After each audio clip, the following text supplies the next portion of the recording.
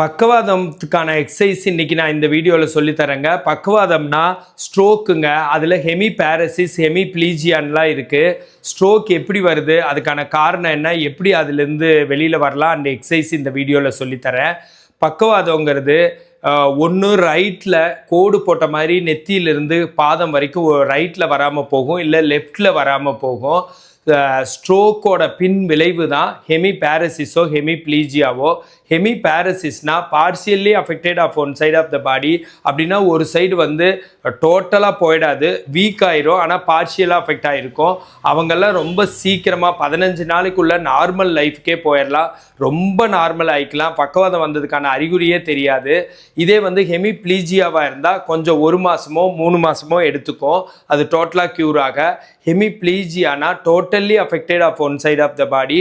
ஒரு சைடு வந்து டோட்டலாக அஃபெக்ட் ஆகி கொஞ்சம் அதிகமாக அஃபெக்ட் ஆகிருந்திருக்கும். இப்போ ரைட் பிரெயினில் அஃபெக்ட் ஆனால் லெஃப்ட் வராது, லெஃப்டில் அஃபெக்ட் ஆனால் ரைட் வராது. ஏன்னா அதுலேருந்து வர்ற நர்வ்ஸ் வந்து இப்படி கிராஸ் ஆகி போகுது. அதனால் இதே ரைட்டு பிரெயினில் அஃபெக்ட் ஆகி லெஃப்ட் வரலின்னா பேச்செல்லாம் வந்து அந்த அளவுக்கு அஃபெக்ட் ஆகுது. இதே லெஃப்ட் பிரெயினில் அஃபெக்ட் ஆகி ரைட் வரலைன்னா பேச்சு கொஞ்சம் அஃபெக்ட் ஆகும். ஏன்னா லெஃப்டில் ப்ரோகாஸ் ஏரியான்னு ஸ்பீச் ஏரியா இருக்கிறதுனால ரைட்டில் அஃபெக்ட் ஆகும். இது வந்துச்சுன்னா இதனோட க்யூர் எதை பொறுத்து இருக்குன்னா ஹெமிபேரசிஸா ஹெமிப்ளீஜியாங்கிறத பொறுத்து ரொம்பவுமே இது டிபெண்ட் ஆகிருக்கு, சீக்கிரம் க்யூர் ஆகுமாங்கிறது. இன்னொன்று எதை பொறுத்து இருக்குன்னா ஜஸ்ட் வீக்னஸ் தான் வந்ததா, ஐசியூ போகிற அளவுக்கு ரொம்ப மயக்கம் போட்டாங்களா, ஐசியூவில் 1 நாள் இருந்தாங்களா, 3 நாள் இருந்தாங்களா, இல்லை 7 நாள் இருந்தாங்களா, 5 நாளா, 1 மாதமா, இதெல்லாம் பொறுத்து அந்த க்யூர் டிபெண்ட் ஆகுதுங்க. ஏன் ஐசியூவில் அதிக நாள் இருந்தால் ஒரு இதுன்னு கேட்டால் அவங்க வந்து அவ்வளோ தூரம் அவங்க ரொம்ப மயக்க நிலைக்கு போயிருக்கிறாங்க, அவங்கள நார்மல் பண்ணவே அவ்வளோ நாள் ஆயிருக்கு. ஸோ அதனால கொஞ்சம் டீப்பராக அஃபெக்ட் ஆகிருக்கும். இதை தவிர அந்த ஸ்கேன் ரிப்போர்ட்டில் அது பேசல் கேங்லியான் அஃபெக்ட் ஆகிருக்குதா, பான்ஸ் மெடுலா, செரிபெல்லம் உள்ளுக்குள்ளே என்னென்ன நடந்திருக்குங்கிறத பொறுத்தும், அப்புறம் ரொம்ப கிரானிக்கா அவரோட ஏஜ், இது மாதிரி நிறைய ஃபேக்டரை பொறுத்துங்க அவருக்கு எதனால வந்துச்சுங்கிறதெல்லாம். யூஸ்வலாக வந்து ஹைப்பர் டென்ஷன்னால தாங்க வருது, பிபினால. அதை தவிர நிறைய ரீசன்ஸ் இருக்குது. ஸ்ட்ரெஸ்னால ரொம்ப வருது, ஸ்ட்ரெஸ்ஸு டிப்ரெஷன்னால எல்லாம்.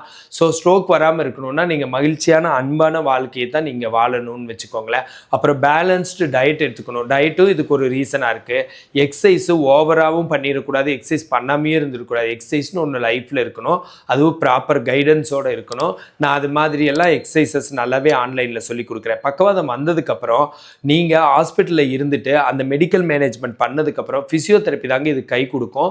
ஸ்ட்ரோக் வந்ததுக்கப்புறம் ஃபிசியோதெரப்பி எடுத்துக்க லேட்டே பண்ணக்கூடாது. டே 1லேருந்தே ஈவன் ஐசியூலேருந்தே அவங்க பேசிவ் மூமெண்ட்ஸ் கொடுக்க ஆரம்பிச்சிருவாங்க.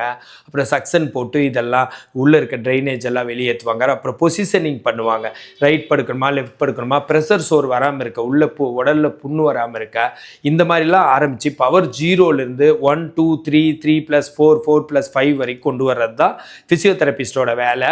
அது வந்து ரொம்ப நல்லா நடக்கும். இந்த மாதிரி ஸ்ட்ரோக் பேஷண்ட்ஸ் எல்லாம் நான் ஹெமிபேரசிஸ் எல்லாம் 15 நாளைக்குள்ளே டோட்டலாக க்யூர் பண்ணி அவங்க சோசியல் லைஃப்குள்ளே போய் என்ட்ரு ஆகிற மாதிரி பண்ணியிருக்கேன்.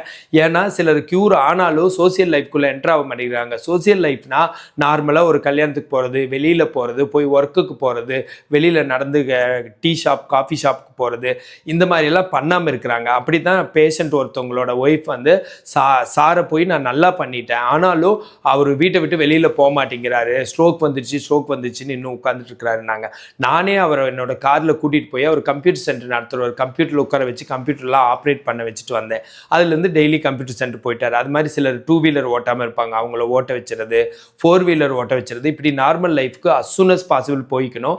சோசியல் லைஃப்பில் போனால் ஏன் நல்லதுன்னு கேட்டிங்கன்னா, சோசியல் லைஃப் போகாமல் இருந்தால் என்ன நடக்குதுன்னா க்யூர் ஆகிட்டும் அவங்க வந்து நார்மலுக்கே வராமல் போயிடுது. ரெண்டாவது சோசியல் லைஃப்குள்ளே இறங்குறதே ஒரு எக்ஸசைஸ். அவங்களுக்கு எத்தனை எக்ஸசைஸ் கொடுத்தாலும் சோசியல் லைஃப்பில் இறங்குற அளவுக்கு எக்ஸசைஸாக இருக்காது. ஆனால் ஆரம்பத்தில் நாங்கள் ப்ராப்பர் எக்ஸசைஸ் சொல்லியிருக்கணும், அவங்க எப்படி எந்திரிக்கணும், எப்படி உட்காரணும், இதெல்லாமே எக்ஸசைஸு. ஆனால் அதை ப்ராப்பராக பண்ணணும். அஃபெக்ட் ஆன காலை தான் ஊனி எந்திரிக்கணும், அஃபெக்ட் ஆன காலை தான் படி ஏறினாலும் ஃபஸ்ட்டு வைக்கணும், அஃபெக்ட் ஆன காலை தான் படி இறங்கினாலும் ஃபஸ்ட்டு வைக்கணும். அஃபெக்ட் ஆன காலில் வெயிட் பேரிங் கொடுக்கணும். எவ்வளோ தூரம் குதிங்காலில் வெயிட் பேரிங் கொடுக்குறீங்களோ அந்த அளவுக்கு மூளைக்கு அது ஞாபகம் வந்து சீக்கிரமாக அது நல்லாகும். அதே மாதிரி கையை பொறுத்தளவுக்கு கை எவ்வளோ தூரம் வெயிட்டை ஊன்றீங்களோ அந்த அளவுக்கு தான் வந்து மேலே நடக்கும். கையை பொறுத்தளவுக்கு பக்கவாதம் என்ன பண்ணுன்னா இப்படி வளைஞ்சி போக வச்சிரும், காலை பொறுத்தளவுக்கு நீண்டு போக வச்சிரும். இதுதான் ஸ்ட்ரோக்கோட வேலை. ஃபர்ஸ்ட்டில் தொலைன்னு ஃப்ளாசிட் ஸ்டேஜில் சும்மா கிடக்கிற மாதிரி கிடக்கும். அப்புறம் பார்த்தா நல்லா வர்ற மாதிரி இருக்கும். அது நல்லா வர்றதெல்லாம் இல்லைங்க, ஸ்பாஸ்டிசிட்டியை உருவாக்கும். நல்லா வர்ற மாதிரி பண்ணி இப்படி வளைக்கிறதுக்கு தான் ஸ்ட்ரோக்கோட வேலை. அப்புறம் காலை பொறுத்தளவுக்கு நீண்டுட்டே போகிறது, கையை பொறுத்தளவுக்கு வளையிறது, கால் நீண்டுட்டே போகிறது. அதனால தான் ஸ்ட்ரோக் பேஷண்ட் ஒரு மாதிரி நடப்பாங்க, கை இப்படி வச்சுருப்பாங்க. இதுக்கு எதிர்த்து நம்ம எக்ஸசைஸ் பண்ணணும். கையை பொறுத்தளவுக்கு நீட்டுற எக்ஸசைஸாக பண்ணணும். ஊனி ஸ்ட்ரெச் பண்ணி வர வைக்கணும், ஐஸ் வைக்கணும் ஸ்டார்டிங்கில் 0 பவர் இருக்கிறப்போ. அதுக்கப்புறம் எக்ஸசைஸ் சொல்லி கொடுக்கணும். ஆன்லைனில் நான் ரொம்ப பேர்த்த க்யூர் பண்ணியிருக்கேன். அப்படி தேவைப்பட்டால் எனக்கு கால் பண்ணலாம். அதே மாதிரியே காலை பொறுத்தளவுக்கு மடக்கிற எக்ஸசைஸ் அதிகமாக பண்ணணும். குப்புறப்படுத்து காலை மடக்கிறது, ஃப்ளெக்ஷன் பண்ணுறதெல்லாம் பண்ணணும். அதே மாதிரி டார்சி ஃப்ளெக்ஷன் பண்ணணும். குதிங்கால அதிகமாக ஊன வைக்கணும். இது மாதிரி படுத்து செய்யறது, பொசிஷனிங் பண்ணணும். பெட்டில் ரைட்டில் படுக்கிறது, லெஃப்டில் படுக்கிறது, மல்லாந்து படுக்கிறது, அப்புறம் கையை ஊனி எப்படி அவராக ஆட்டோமேட்டிக்காக எந்திரிக்கிறது, ஆக்டிவிட்டீஸ் ஆஃப் டெய்லி லிவிங், அப்புறம் எப்படி நடக்க வைக்கிறது, இது மாதிரிலாம் பவரை கொண்டு வந்து ஒவ்வொன்றா பண்ணணும். அதுக்கு 100கணக்கான எக்ஸசைஸ் இருக்குது. அதை ப்ராப்பராக சொல்லி கொடுத்து ப்ராப்பராக பண்ணால் தான் சரியாகும். ஸ்ட்ரோக்குக்கு தானாக எக்ஸசைஸ் பண்ணிக்கலான்னு நினைக்கிறது ரொம்ப ரொம்ப பெரிய ஆபத்து. ஏன்னா நீங்கள் கையில் பாலை வச்சு இப்படி மடக்குங்கன்னு சொன்னால் ஆல்ரெடி கை வந்து இப்படி வளைஞ்சு போக பார்க்குது. திரும்ப நீங்கள் ஃப்ளெக்ஷன் எக்ஸசைஸே பண்ணக்கூடாது. ஒரு ரப்பர் பேண்டு போட்டு எக்ஸ்டென்ஷன் எக்ஸசைஸ் தான் அதிகமாக பண்ணணும். அதே தான் காலை நேரம் மேலே தூக்குங்க, கீழே போடுங்க, அதை மட்டும் சொல்லிட்டு இருக்கக்கூடாது. ஃப்ளெக்ஷன் எக்ஸசைசஸ் அதிகமாக எடுத்துக்கணும். பொசிஷனிங்னு இருக்குது, நான் ஓரளவுக்கு இப்போ கவர் பண்ணியிருக்கேன். இந்த மாதிரி இருந்தால் ஏகப்பட்ட எக்ஸசைசஸ் இருக்குது. இது நான் பல வீடியோவாக போடுறேன். இந்த மாதிரி ஹெல்த் டிப்ஸ் வேணால் என்ன ஃபாலோ பண்ணுங்கள். ஸ்ட்ரோக் பேஷன்ஸ் இருந்தால் எனக்கு கால் பண்ணுங்கள். அண்ட் ஃபிசியோதெரபிஸ்ட், ஜாப் ஆப்பர்ச்சுனிட்டிஸ் வேணால் எனக்கு கால் பண்ணுங்கள். இன்னொரு விஷயத்த சொல்லிக்கிறேன், ஸ்ட்ரோக் பேஷண்ட் வந்து ஆரம்பத்தில் க்யூர் ஆகிற அளவுக்கு லேட்டாக க்யூர் ஆகாதுங்க. 3 months 6 months கழிச்செல்லாம் அந்த அளவுக்கு இம்ப்ரூவ்மெண்ட் இருக்காது. வந்த உடனே கான்டாக்ட் பண்ணுறது, ஃபிசியோதெரபிஸ்ட்டை கான்டாக்ட் பண்ணுறது ரொம்ப நல்லது. ஆன்லைனில் ஸ்ட்ரோக் பக்காவாக க்யூர் ஆகும். வாட்ஸ்அப் வீடியோ கால்லையோ வந்து நான் எக்ஸசைஸ் சொல்லித்தரது ரொம்ப ரொம்ப உங்களுக்கு நன்மை பயக்கும். அப்படி சொல்லி கொடுத்தா அந்த ப்ராப்பர் எக்ஸசைஸை வச்சுக்கிட்டு நீங்கள் ரொம்ப நல்லா மேனேஜ்மெண்ட் பண்ண முடியும். வணக்கம், நான் பிரகாஷ்.